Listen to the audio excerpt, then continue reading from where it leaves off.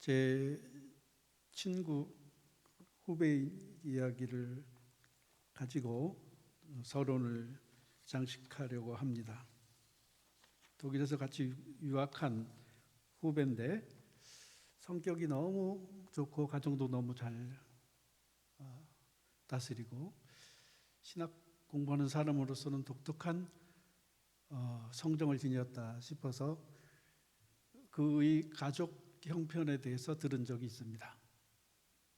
자기 아버지도 이름만 대면 훌륭한 신학을 공부하신 교수 또 뭐 단체의 회장도 하고 그랬는데 그분 아버님의 그 형이 있었는데 사촌 형들이 2명 있고 자기가 동생이 있고 그래서 4명의 형제간이 있었답니다.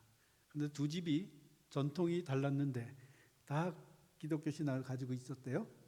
근데 자기네 집에는 늘 좀 자유롭고 격식이 없고 그냥 대화도 허심탄회하게 하고 아버지가 권위의식이 없고 늘 자기가 먼저 서비스하고 이런 스타일로 가정 분위기가 되었고, 큰 집은 의료계에 종사하시는 분들이었는데 굉장히 엄해서 그 아이들이 밥 먹기 전에 반드시 성경 구절을 외워야 되고 새벽 기도도 가끔은 가야 되고 그리고 경건하게 말해야 되고 집안에서 함부로 나댈 수 없고 이런 분위기로 교육을 했답니다.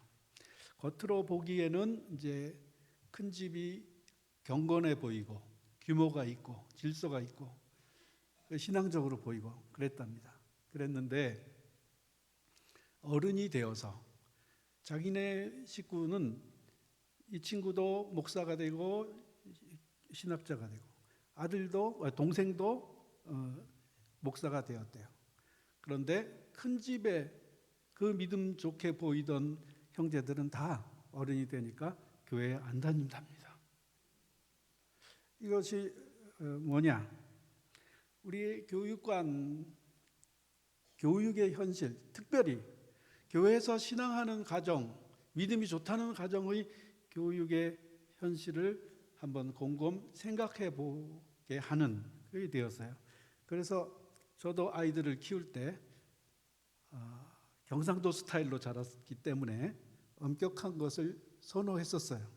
근데 그 얘기를 듣고 점차 고민하기 시작했고 지금은 이제 다 키워놨는데 하나님 은혜로 감사하고 있어요. 그래서 이게 검증된 효력 있는 방식이다. 이를 한번 말씀드리려고 해요. 율법주의적인 교육 그리고 복음주의적 교육 이렇게 구별해서 생각할 수 있다고 여겨집니다. 율법이 중요합니다. 경건하고 거룩해야 합니다. 규칙적이고 질서 있게 하나님을 공경하고 사람들과 사귀고 모든 매사의 성품을 반듯하게 해야 합니다. 그런데 그 안에 먼저 하나님의 사랑과 부모와 형제들 간의 사랑이 확인되지 않고는 그것이 먼저 자리 잡기 전에 어린 시절에 율법부터 엄격함부터 규칙부터 배우는 어린이들은 나중에 어른이 되어서라도 사랑을 확인받고 싶어 하기 때문에 헤맵니다. 율법이 안 중요한 것이 아니라 복음이 훨씬 중요한 거예요. 사랑이 훨씬 중요한 거예요. 이것이 우리 교육과 관련해서 생각해 보아야 할 과제가 아닌가 여겨집니다. 이 단순한 이치가 신앙을 바꾸고 교회를 바꾸고 사회를 바꾸고 역사를 바꿉니다. 이게 무슨 말이냐면 루터가 그랬습니다. 루터는 종교개혁을 일으켜서 복음을 가지고 세상을 교회를 개혁한 사람입니다. 그런데 처음부터 개혁자가 아니었어요. 처음에는 굉장히 하나님을 엄숙하게 율법주의적으로 신앙하는 사람이었어요.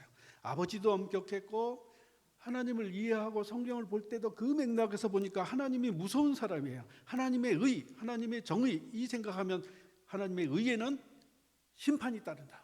그렇기 때문에 하나님은 우리를 재판하시고 불꽃 같은 눈으로 심판하시기 위해서 쳐다보시는 분이고 감시하시는 분이야. 그렇기 때문에 나는 늘 죄를 회개해야 되고 죄 의식에 사로잡혀 가지고 늘 벌벌 떨고 회개하고 그런 방식으로 신앙생활하고 살아왔어요.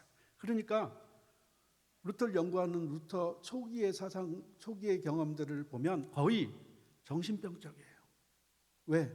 진지하게 신앙하니까 진지하게 두려운 거야. 그래서 그 고민을 안고 영화 같은 데 보면 마룻바닥에서 막 그냥 쥐어안고 동동 구릅니다. 그 경험을 거쳐서 성경을 읽을 때 특히 시편에서 하나님의 의로 나를 구원하소서라고 하는 시편 31절의 구절을 읽게 돼요. 주의 의로 나를 구원하소서. 하나님의 의는 심판하는 의가 아니라 나를 구원하는 의이구나. 하나님은 심판자가 아니라 우리를 사랑하셔서 구원하시려고 오시는 분이시구나. 이거를 깨닫게 되었어요. 이걸 깨달은 것을 로마서에서도 확인을 하고 갈라디아서에서도 확인하고 성경 전체에서 하나님을 그런 눈으로 보니까 이분은 너무너무 아브라함에게 나타나셨을 때 맨 처음에 뭐라고 하냐면 나는 너의 방패와 상급이니라. 아브라함이 아무것도 몰랐을 때 하나님은 그냥 오셔서 막아주고 지켜주고 보호해주는 방패요. 네가 잘했던 못했던 간에 편들어주고 상을 주고 칭찬해주는 그런 하나님이다. 그렇게 나타나시는 분이에요. 원래 하나님의 아버지 되심이 그런 아버지상을 가지고 우리에게 다가오시는데 우리가 죄인이고 미숙하고 스스로 우리 잘못 때문에 자책하고 그러다 보니까 아버지상이 왜곡되어 있어서 하나님 하면 공포의 대상으로 생각하는 그것이 또 구약의 질서였어요.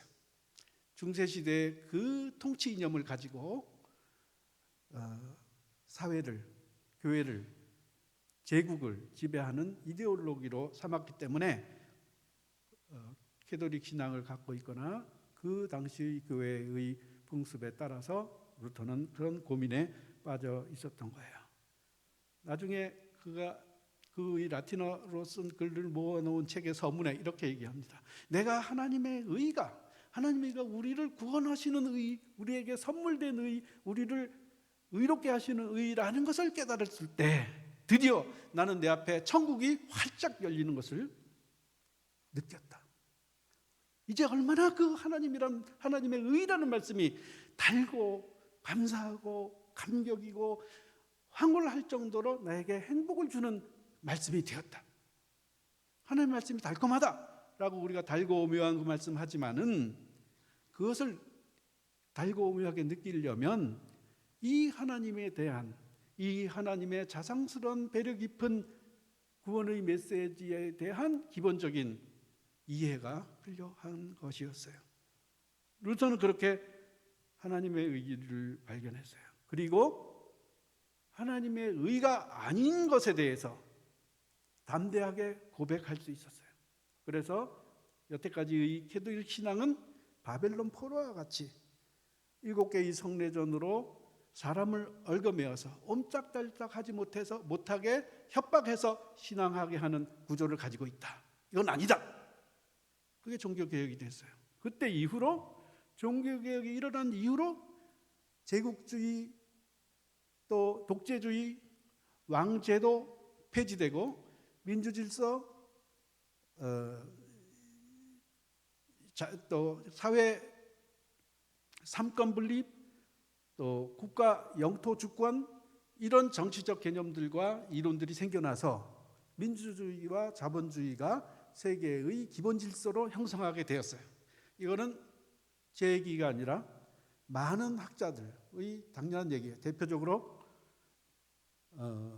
하버드 대학의 중국 외교를 키신저 국무장관, 하버드대 정치학 교수잖아요. 그 양반이 세계 질서라는 책에 그 주제를 가지고 세계의 질서가 왜 현재 이렇게 운영되고 있느냐, 종교개혁 때문이다. 그렇게 이야기했습니다.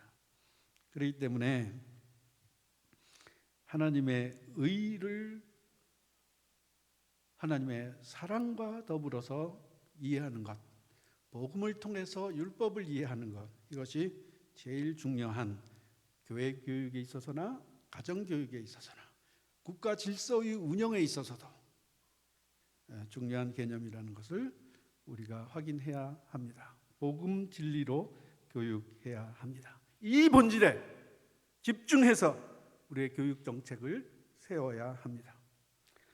오늘 본문 말미에 보면 진리가 무엇이냐 이렇게 질문하고 있습니다.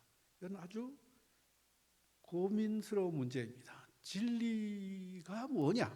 이걸 누구나 묻습니다. 누구나 묻는데 누구도 대답하기가 어렵습니다. 그래서 여러 가지 이론들이 있는데 짧게 살펴볼 수도 있겠습니다만은 중요한 것은 오늘날 이 궁극적인 질문이 되는 진리 문제에 사람들이 관심 있고 대화를 하느냐, 그렇지 않으면 그냥 잡다한 많은 얘기를 대신하고 이거는 감추어진 채로 얘기 안 하는 것이 예의인 양 살고 있느냐. 우리의 대화 속에, 우리의 사귐 속에 교회 안에서든지 교회 바깥서든지 복음을 증거하든지 또는 교회 생활의 진정성에 대해서 논의하든지 이 문제를 중심으로 얘기하고 있느냐, 아니면 그냥 업무 중심으로, 아니면 사소한 취미 문제로 큰 일까지들 그런 맥락에서 정당성을 부여하거나 일의 목표로 삼거나 하고 있지는 않은가, 그런 질문을 해보게 됩니다. 오늘날 가장 현대 사회를 잘 설명한다고 하는 사회 이론가가 하바마스라는 사람이 있습니다. 그 사람은 이론을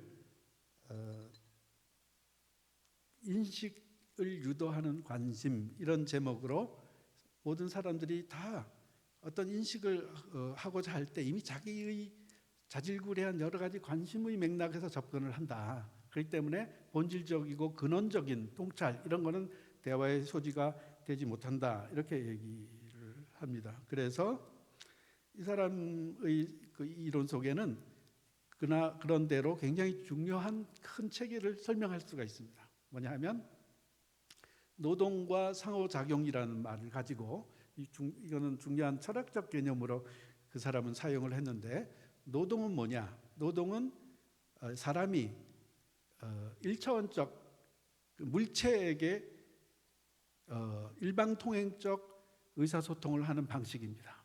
그러니까 물체는 내가 노동을 하면 꼼짝 못하게 이게 듣습니다. 컵을 들어 올리면 그대로 들리고,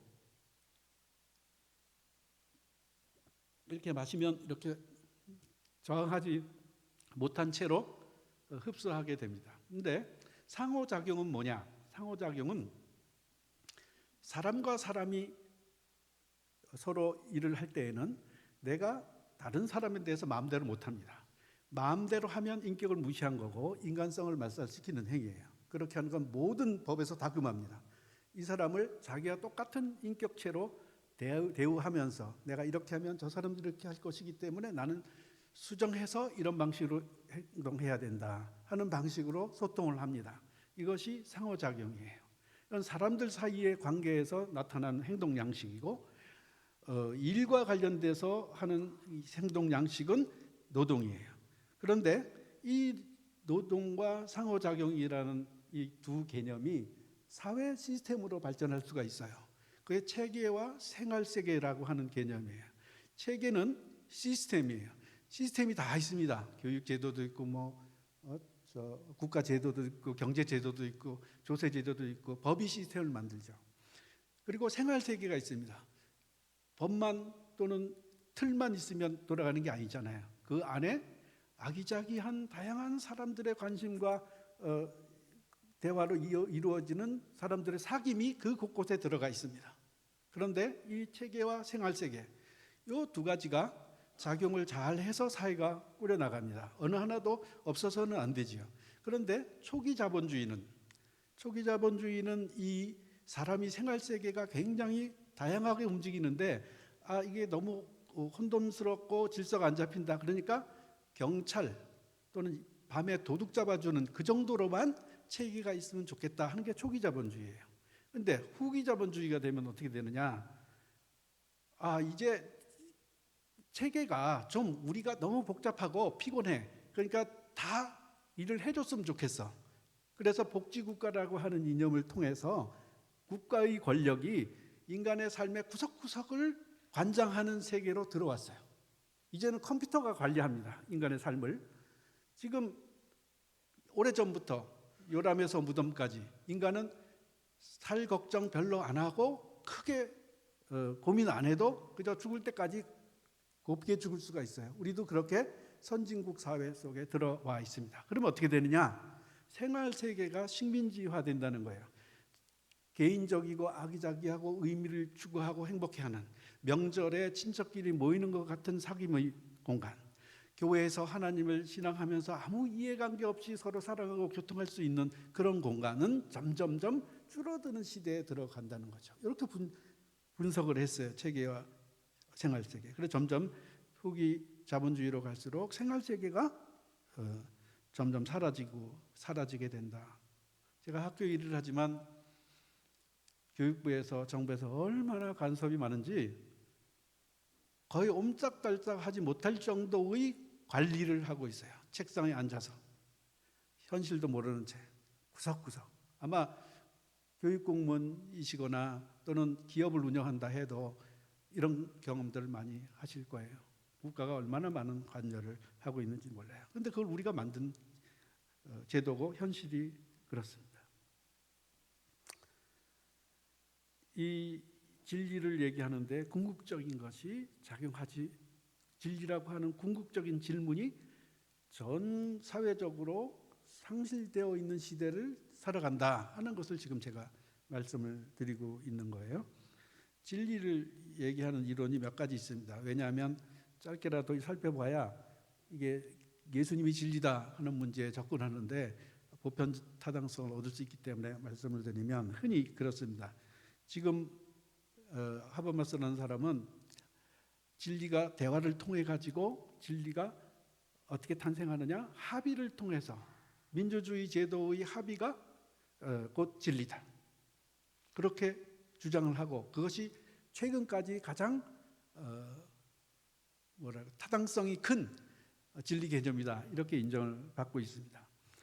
그 이전에는 진리 대응론이라 그래서 어떤 명제가 과학적 사실과 합치하는 문제, 언행일치 이런 것들이 진리 대응론이라고 해서 진리였어요. 또는 정합설이라고 해서 어떤 큰 체계에 대해서 얘기하면 그 체계 안에 그 부속적인 진리가 체계와 일치되었을 때에 그것을 진리 정합론이라고 해서 진리에 대한 이론이었어요. 그리고 미국식으로 진리는 뭐냐? 뭔가 개념이 있으면 그게 실용적이어서 실천적으로 이루어질 수 있어야 그게 진리다. 말만 있고 실제는 없으면 그건 진리가 아니다. 이런 식으로 판단하는 거였어요. 이런 류의 진리를 가지고 우리가 진리라고 할 때에 뭐가 상실되느냐 하면 하나님이 상실돼요. 이 체계 안에서만 얘기하는 것이고 체계를 들여다보고 있는 바깥 시선이 배제되어 있어요. 하나님께서 세상을 만드셨다. 하나님께서 통치하신다. 특히 이 진리 개념은 성경에서 요한복음에는 진리라는 말은 많이 나오는 반면에 복음서에서 나오는 하나님 나라라는 말은 거의 안 나옵니다. 한 두어 번 나오고 나머지 하나님 나라라고 새 복음서에서 얘기했던 것이 요한복음에서는 전부 진리로 바뀌어져 있어요. 하나님 나라, 그것이 진리이기 때문에 진리라는 개념을 통해서 보편성을 확보하려는 요한복음의 관심이었고, 그리고 그 관심은 본래 영역적 개념이 아니라 하나님의 통치라고 하는 것이 하나님 나라의 본래 뜻이기 때문에 하나님의 주권, 하나님의 통치, 하나님의 영역, 하나님이 활동하시고 섭리하시는 공간에 대한 이해가 이 진리 개념에 닿아 있는데, 그 진리 개념을 상실한 채로 우리의 학문들이나 학교에서 배우는 교육에서 진리가 상실되어 있고 진리는 어두워져 있고 진리를 접근하지 못하게 되어 있는 시대에 우리가 살고 있다. 그것을 우리 교육하는 사람들은 특별히 명심해야 할 것 같습니다. 그래서 진리는 이를테면 노동을 하는 것은 물체와 관련돼 있고 인간 사이의 상호작용은 인격적인 차원이라고 한다면 그게 일이고 그게 대화인데 이거 이상의 소통 방식이 뭐가 있느냐? 그게 기도입니다. 기도할 때는 주체인 내가 행동을 합니다. 그런데 하나님과 대화를 하는데 대화를 할 때 처음엔 내 고집을 가지고 나가고 내 생각을 가지고 하나님 앞에 서게 돼요. 그러나 내가 나보다 더 잘하시는 분 앞에 내가 대화하는 방식은 무슨 방식이냐? 내가 말을 꺼내놓고 호소를 하고 하나님께 질문을 하고 토로를 합니다. 그런데 하나님께서 응답하시고 상응하게 들어주시고 내 기도 속에 말씀이 생각나게 하시고 하나님의 위엄과 존재가 느껴지게 하시고 그러므로 그분이 얘기하시고 내가 듣게 돼. 그분이 얘기하시고 내가 들을 때 눈을 감고 무릎을 꿇고 그때 이제는 제가 어떻게 이렇게 하다가 이제 당신이 그렇게 하시면 제가 따르겠습니다. 이게 기도예요. 주객이 바뀌어져서 하나님이 나를 통치하시는 세계로 들어가는 게 기도입니다. 우리가 기도를 가장 중요한 신앙의 원동력으로 중요한 신앙의 습관으로 삼고 신앙생활을 하고 있는데 이것은 놀랍게도 이 현대적인 진리 망각의 시대를 살면서 하나님의 세계가 나를 통해서 흘러가도록 하는 통로예요. 기도는 그래서 그저 하면 안 됩니다. 안 하는 것도 있을 수 없어요. 자기 존재를 하나님께 개방시키는 그런 일이기 때문에 하나님께서는 나를 통해서 나를 엄습하시면서 자신의 일을 역사 속에서 시행하실 거예요. 루터도 그랬고 모든 신앙 훌륭한 인물들이 기도를 통해서 본질적인 것을 명령받고 지시받고 행동할 수 있게 되었고 길을 잃지 않고 자신의 삶을 관찰시킬 수 있는 에너지를 얻게 되었어요. 왜 그러느냐? 기도가 궁극적 차원의 소통 방식이기 때문에 그래요. 하버마스는 모르는 초인류 사회 철학자도 모르는 그 비밀이 우리에게는 일상이 되어 있는 것이 우리의 신앙의 현실입니다. 내 인식이 바뀌고 내 말이 바뀌고 내 뜻이 바뀌고 그분 자체가 나에게 다가와서 일하시는 방식이 기도를 통해서 이루어진다는 것을 잊지 마시고 우리 학생들과 모일 때 기도를 가르치세요. 기도하시고 기도가 중요한 것을 일깨우고 그러면 그가 어떠한 교육을 받았든지 간에 하나님과 소통하는 장치를 자기 몸에 지니게 됨으로 말미암아 그 삶이 하나님께서 인도하시는 길로 나가게 될 것입니다. 본문 마지막 부분에 또 보면 빌라도가 진리가 무엇이냐 하고 얘기함으로 끝냈지만 그 이전에 나는 아무 죄도 찾지 못하였다 하는 것이 오늘 읽지 않았지만 마지막 절 하반절에 들어 있습니다. 나는 그에게 아무 죄도 찾지 못하였다. 진리를 모르면서도 자신의 합리적이고 권력적인 판단과 기준을 가지고 보더라도 죄가 없는 거야. 그런데 더 중요한 것은 진리를 알았으면 그런데 진리 질문까지를 할 수 있다는 것만 해도 대단하다고 할 수 있습니다. 진리를 모르는 사람, 진리가 무엇이냐고 묻는 사람이 지금 교사요, 재판관이요, 지도자 역할을 하는 것이 문제입니다. 이 본문에서도 그렇고 사회에서도 그렇습니다. 진리도 모르면서 교육 조금 받았다고 그 교육을 받게 된 이유가 재산력 때문인지 부모 도움 때문인지 자신이 열심히 공부해가지고 했다면 진리에 이르는 것이 더 중요한 것이었고, 진리로 말미암아 깨닫게 되었다면 그것이 축복이지, 그냥 얻은 지식, 진리를 무시하는 지식, 이거는 그 개인의 사회에 해악이 될 수도 있는, 진리를 모르는 사람들의 지식. 그래서 바울이 예수 그리스도를 믿게 되었을 때, 궁극적인 진리이신 예수님을 만나게 되었을 때, 그는 자기가 아는 모든 것들, 그 사이에는 내가 굉장히 유식하고 많이 배웠고 그렇기 때문에 권위가 있고 그렇기 때문에 나는 발언권이 있다라고 생각한 그 모든 것들을 다 배설물처럼 여겼다고 그랬어요. 이거는 심한 표현입니다. 누구에게는 굉장히 자랑거리가 되는데 그것을 다 배설물로 여겼어요. 그 정도의 충격, 그 정도의 가치, 그 정도의 압도적인 은혜가 예수 그리스도를 아는 그 지식으로 말미암아, 그 고상함으로 말미암아 고백할 수 있는 단계에 들어가게 됩니다. 그러나 오늘 본문에 빌라도식으로 이해하는 분이 많을 거예요. 예수님은 겨우 죄수야, 사형수야, 이 사람은 로마의 총독이야. 그렇기 때문에 두 사람이 서로 견주어서 얘기한다고 한다면, 예수님은 참 불쌍해, 빌라도는 참 대단해, 이런 관점에서 보면 이 본문이 이해될 수가 없을 겁니다. 진리에 속한 자는 내 음성을 듣는다, 그렇게 말씀하시는 분, 그분으로부터 들어야 합니다. 내가 곧 길이요 진리요 생명이다, 이렇게 선언하시는 분, 그분을 따라가야 합니다.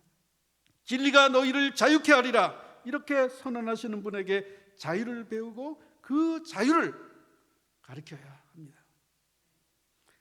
바울은 예수의 사도입니다. 그의 고백을 들어보면 이런 내용을 반영하고 있습니다. 묶여서 예수님처럼 재판장에 있습니다. 사도행전 26장 24절에서 29절의 말씀입니다. 사나 죽은 바울이 이같이 변명하며 베스도가 크게 소리내어 가로되, 바울아 내가 미쳤도다, 내 많은 학문이 너를 미치게 한다 하니, 바울이 가로되, 베스도가 가여 내가 미친 것이 아니요 참되고 정신 차린 말을 하나이다. 왕께서는 이 일을 하시기로 내가 왕께 담대히 말하노니 이 일에 하나라도 아시지 못함이 없는 줄 믿나이다. 이 일은 한편 구석에서 행한 것이 아니로소이다. 아그리빠 왕이여 선지자를 믿으시나이까 믿으신 줄 아나이다. 아그리빠가 바울더러 이르되, 내가 적은 말로 나를 권하여 그리스도인이 되게 하려 하는도다.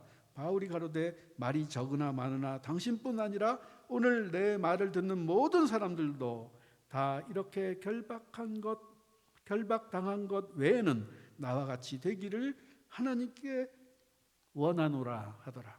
무슨 얘기입니까? 고관들로부터 빌라도에게처럼 힐난을 받습니다. 너 미쳤어. 또 아그리빠, 너 조금 곧다이 말로 나를 그리스도인 만들려고 그러냐?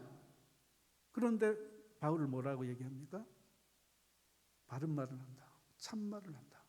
자기가 묶여 있는데도 불구하고 이렇게 묶인 것 외에는 모두가 나를 본받기를 원한다, 이렇게 얘기하는 거예요.